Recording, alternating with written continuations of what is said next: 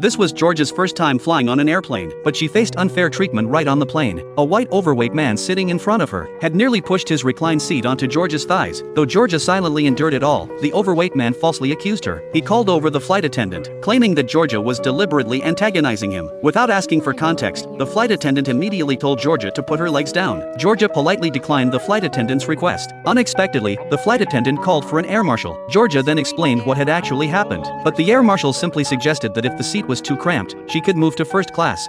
How much is it? Beg your pardon? How much for the damn cocoon?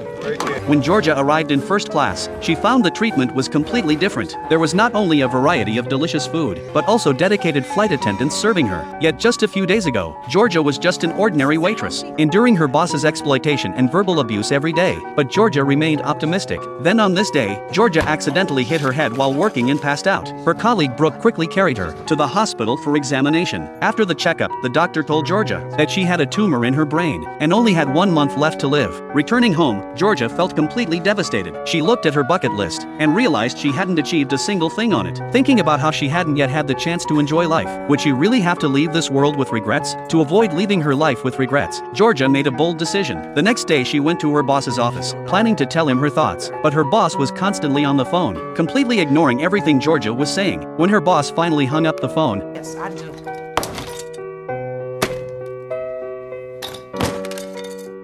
she angrily told him she was quitting. Then Georgia went to the bank and withdrew all her savings and booked the earliest flight to the Czech Republic, because that was the place Georgia had always dreamed of visiting.